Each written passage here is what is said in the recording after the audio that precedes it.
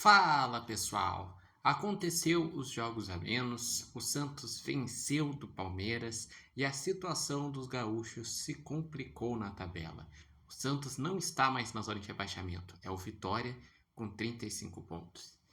E com isso, o Inter, que é o 15º, tem 37, só 2 pontos do Z4. O Grêmio tem 40, só 5 pontos do Z4, faltando 5 rodadas. E o Juventude, ele está em 18º e está a 4 pontos do primeiro fora, que é o Santos com 36.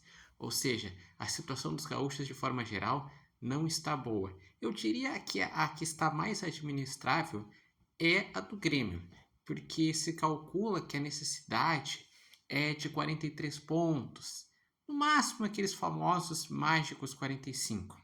Então o Grêmio precisa de 3 a 5 pontos em 5 jogos, sendo que na última rodada enfrenta o Sport fora de casa, já rebaixado, sem pretensão nenhuma. Então esses são 3 pontos para contar. E o Grêmio ainda tem no meio de semana em casa contra o Vasco, um Vasco que está instável, que é uma oportunidade de ganhar e basicamente se escapar da briga contra o rebaixamento. Ainda enfrenta o Fluminense como mandante, não vai ser na Arena, vai ser em Caxias do Sul, porque vai ter show na Arena, mas ainda assim é jogo para no mínimo pontuar.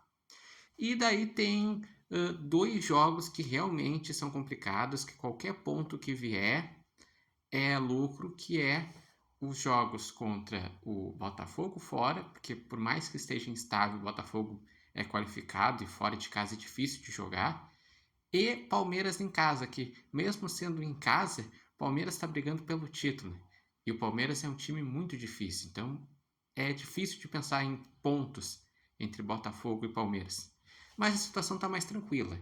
A situação do Internacional virou um drama, porque o Inter, que chegou a ter 7 pontos de distância da zona de rebaixamento, diminuiu 5 pontos essa distância e agora só está só 2, faltando 5 rodadas, tendo ainda confronto direto contra o Santos, tendo na próxima rodada confronto direto fora de casa contra o Ceará e na última rodada confronto direto contra o Bragantino em casa. Aliás, o Bragantino já não dá mais para dizer que é confronto direto, porque o Bragantino ele jogou no domingo um jogo adiantado, venceu e chegou aos 45, então não está mais nessa briga contra o rebaixamento.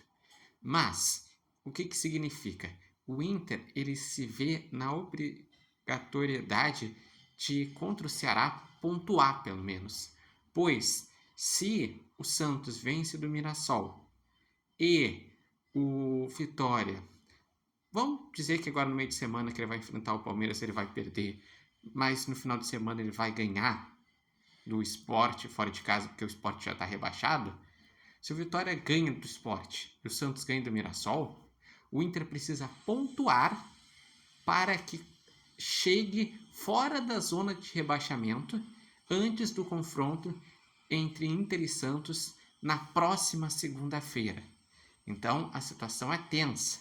E depois que tiver esse famoso jogo entre Inter e Santos, que é o confronto direto, que para mim pode sim decidir quem fica e quem cai, tem ainda a chance de Inter e Santos se escaparem, porque com o Santos ganhando do Palmeiras, o Santos ele ainda tem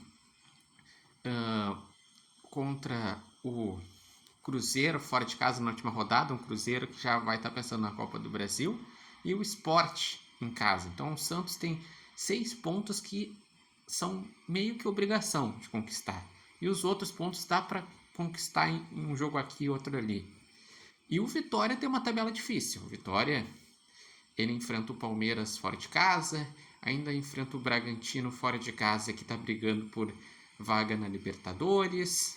Vitória ainda enfrenta o Mirassol, que é um time fortíssimo que está brigando por vaga direta na Libertadores. E tem uns jogos um pouquinho mais acessíveis, mas o Vitória está dentro da zona, então realmente a situação é mais complicada. O Inter, voltando ao foco do Inter, o Inter ele precisa, como ele está com 37, pelo menos fazer 6 pontos em 5 jogos para chegar a 43, e poder se escapar, ou mais seguro fazer 8 pontos em 5 jogos. Então, realmente precisa acordar. Toda a gordura que tinha em relação de poder administrar sem entrar na zona de rebaixamento foi gasta nos últimos jogos e agora é ganhar ou ganhar. O Inter precisa acordar no campeonato ou vai para a Série B. E o Juventude, aparentemente, parece que acordou tarde. Venceu jogos importantes fora de casa, como ele, por exemplo, venceu do Vasco fora de casa. Mas o Juventude ele tem 32. Ele precisa de pelo menos 11 pontos em 5 jogos para se escapar. Ele tem o Santos no Jacone. Agora no meio de semana ele enfrenta o Cruzeiro em casa. Só que o Cruzeiro ainda está na briga, por mais que seja distante, e é difícil. O Santos, eu tenho minhas dúvidas se ele chega ainda com chances matemáticas quando enfrentar o Santos.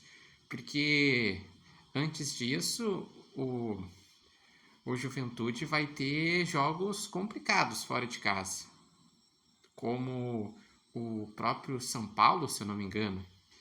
E o Juventude ele tem suas limitações.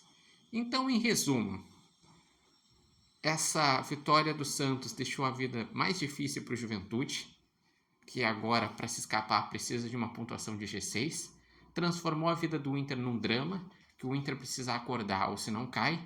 E aumentou os riscos do Grêmio, que se o Grêmio bobear e, por exemplo, perder do Vasco, sendo que depois vai ter Botafogo e Palmeiras, daí sim ele pode entrar nessa briga também. Então foi um resultado péssimo para os gaúchos.